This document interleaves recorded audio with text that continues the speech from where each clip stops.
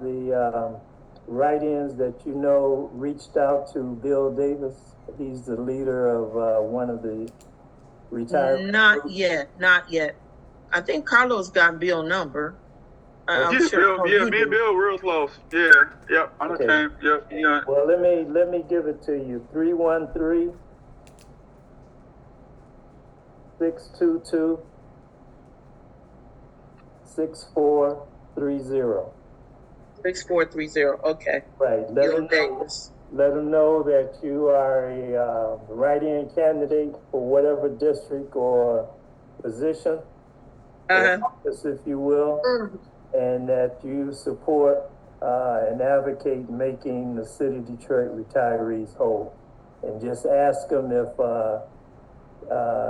you'll be given the opportunity to speak before his group of retirees.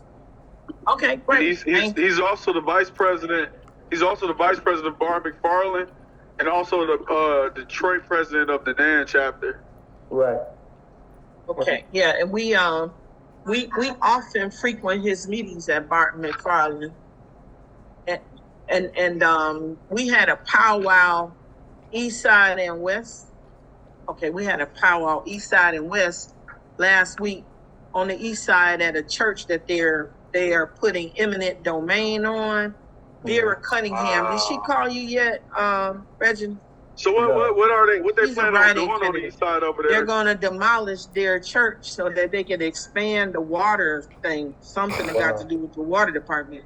Wow. So they're taking their church through eminent domain, but they're paying them, But they rather. What in the world the water department could be doing that particular land? What could the water department do? I mean, the water department. We got pipes around. Yeah. I believe it's Gleewa or Great Lakes Water Authority. Great Lakes That's Water one of the Authority. things Joel said too, that he was going to address that as soon as he got in office. Yeah. So yeah, that's exciting. So I'll have this young lady finish the list up. If everybody could just text me their shirt sizes, that'll help. And then again, keep recruiting people, building people, because this is just the beginning. We have after the election. We're going to hold people accountable. We're going to watch how they vote. And if we're not seeing what we need to, we're going to recall them. And we're going to have the voting power to do that because we'll have the members. So nobody will have to go out and stand at the grocery store and ask for people to get signatures. We have a goal. Our number is 300. And once we get 300, we're going to stop at 300. We'll try to stay as close to that number as possible because we know we want people of influence, right? I know I can bring 10 voters for sure. Carlos, I know you can bring 10. So that was the why this organization was built, because all these people on here have some influence with others as far as, political choices and that. All right. Anything anybody want to share before we go? And thank y'all so much for coming on. Did any of you reach out to Tom Barrow and his organization? Mr. Barrow? Yeah. Let's see. Is it a Facebook group online too, Reginald? Facebook I don't know, because I don't do Facebook, so I'm not sure. But Tom Barrow, he's got a community organization, and it's a great voting block. And I would suggest that you all get in touch with him and ask him if he would allow you guys to have a sit down and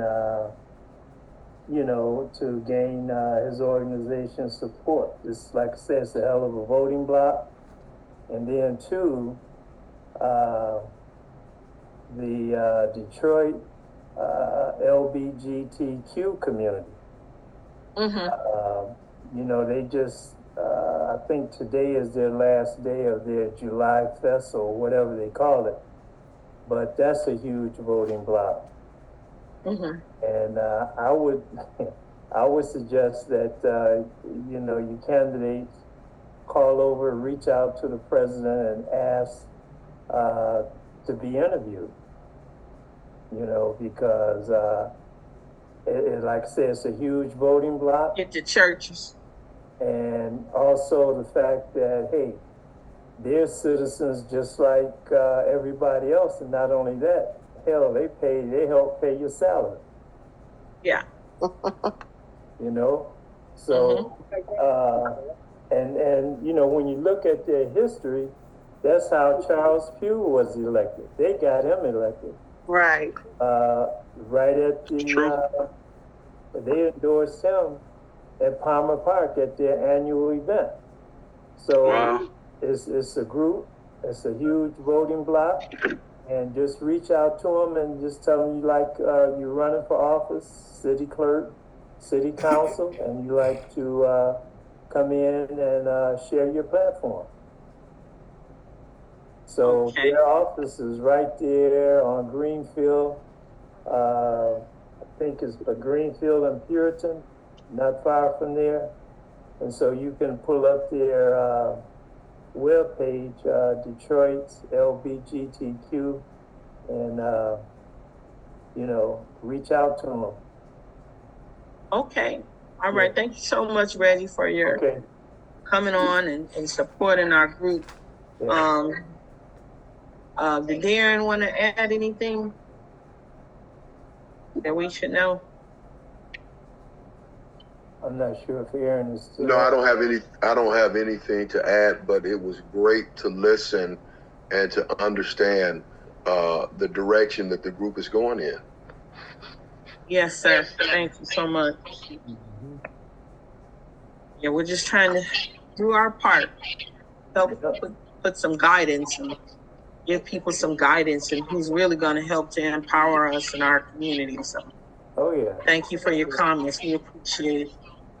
Well, please understand on behalf of Joe Hasheen, you know, we really appreciate the endorsement.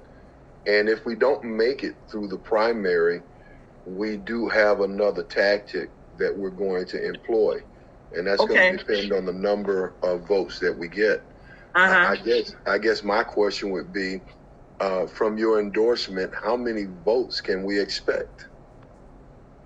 Well, we can't even call that because this is our first year even doing this. I mean, I know what I can do as far as personally, because I have people call me all the time when it's time to vote and say, who should I vote? I got people calling me right now.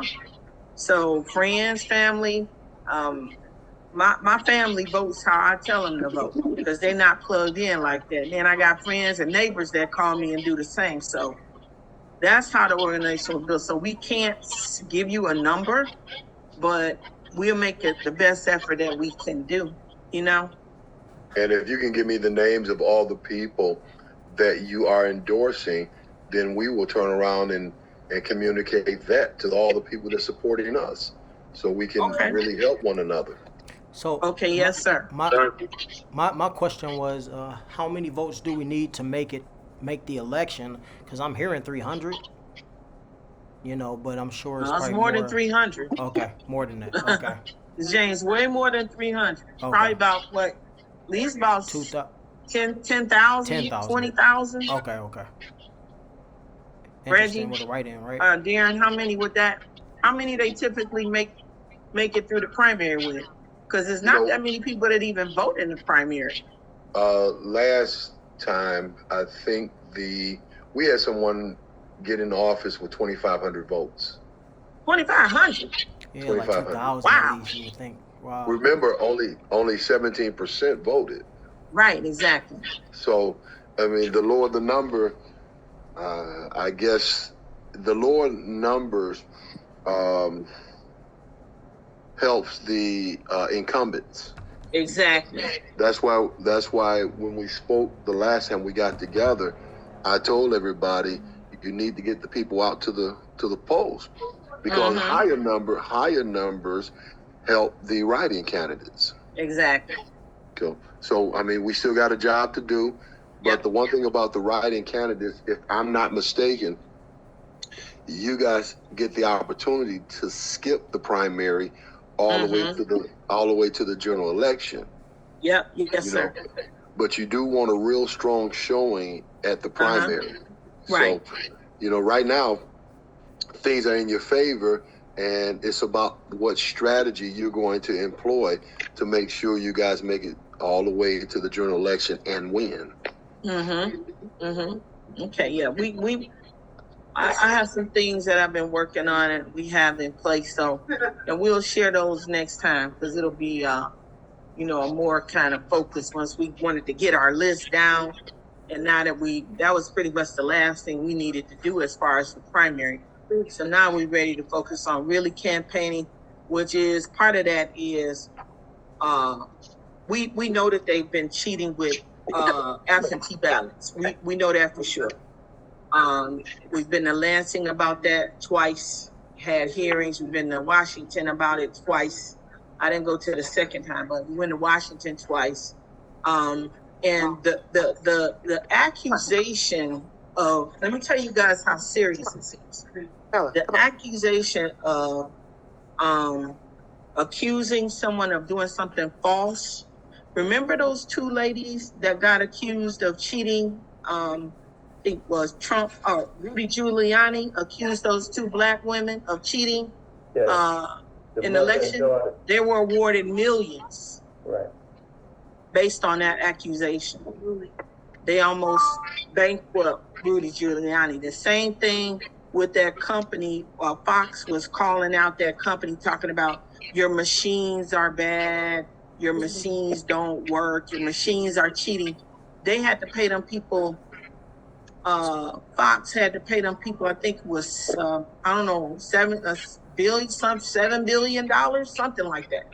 So for someone to come forward and say, this is what we've seen, this is what has happened to us, that's very serious. You can be prosecuted and sued for that. So not only have we said it, being led with this messaging by Ramon Jackson, we've been to city council, we've been to Lansing saying this, we've been to Washington, and not one person, not one entity has come forward and said they're lying. Not one.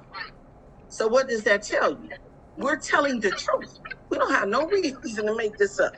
We're only talking about what we experienced and what happened to us. So with that said, part of the campaign is going to be abandon the absentee ballot because they use that to cheat. The absentee ballot, and I use this example. My father is 84 years old. He's been voting absentee for years. But he can go play the lottery every day and stand in the line 20 minutes to do so. So if he can do that, he can walk into the voting polls and cast his vote. I already told him this year, I said, Daddy, you're not casting no absentee ballot this year. You're going to walk in and cast your vote because now, you can do that. Now, see, I'm not totally against absentee voting because it's like my dad is not capable. I can't without. I understand in the cap, but what I'm saying is for those of us that can, right? Yes. For those of us, like my sisters vote absentee, there's nothing wrong with them. So I'm not talking about in that sense, but you know what I'm saying? Those of us that can. That's what I'm saying. I would like to share something with you. Yes. At the level that Ramon Jackson had when he went to Washington, with a number of senators and Congress people that was there, with having a direct line to Trump, I can guarantee you, leave no doubt in your mind, that there is federal oversight over this election. We just haven't heard it yet. I'm sure that the FBI is already tied into what's going on because it was. Let me say this. For sure. They just sent a letter to the Department of Justice to Jocelyn Benson last week. I have the letter. That's what I thought. The two people Ramon talked to when he went to Washington, names are on that letter. So they've already made requests from Jocelyn Benson. So she's not going to ignore the Department of Justice the way she ignored Michigan legislators that asked the same thing. Well, I'm glad to hear that because I wasn't sure if they had contacted anyone, but I Yes, know sir. for They sent the sure letter out the 21st of July. I saw it. Ramon sent it to me. when they reached the president, which we know that they did, because the young man of the 180 Church was authorized by the president to do his benediction. That means he had direct access. Yep. And I know for a fact that they're here and they're watching this election. And the funny part about it is all the city clerks and the county clerk and the state folks already know that they're here. So everybody's being watched right now. So we should leave everything alone and let it play itself out. Okay, and let me say this too, guys. Ramon sent me this week's agenda. Well, I was talking to him about this week's agenda for the council. They've canceled. Oh, they've terminated 13. Listen now, 13 brownfield development projects. Terminated. It's on this week's agenda for city council. So that says what? They know they're being watched. Yep. Thank goodness. Thank goodness. See, Teresa, this is why I highly suggest that your group hold a Zoom meeting every week, because every week there's something jumping off in Detroit that impact Detroit and the citizens. So you all as candidates, you need to be first to speak on those issues. Some of those issues, a lot of those issues are core issues that you need to be speaking on. There is an advantage to being first. Yes. Okay? And this is how you beat an incumbent. This is how you define the incumbents and define your opposition. You must set the tone. You must set the agenda. You must be first. Yes. In order to win. Yep. And I wanna make it a suggestion too, that all the write-in candidates get their flyers to the recreation centers, the churches, wherever they're gonna be doing their voting, so that they can see our, documentation in case they need help with the vote. I think that I hope too. Okay. Yeah, we need. All right. Well, we'll pull that meeting together for the write-in candidates, and of course, anybody on Black Heritage that wants to sit in on, you all are welcome to do that. But we'll pull together a meeting for the write-ins and talk about campaigning from now until right up to the last minute. We can do that. So, thank y'all so much. We can end the meeting now. Okay. All right, thank you. All right. All right, Good y'all. evening. Okay, everyone stay safe. Yes. Thank you. Bye-bye. All right. Bye-bye. Peace.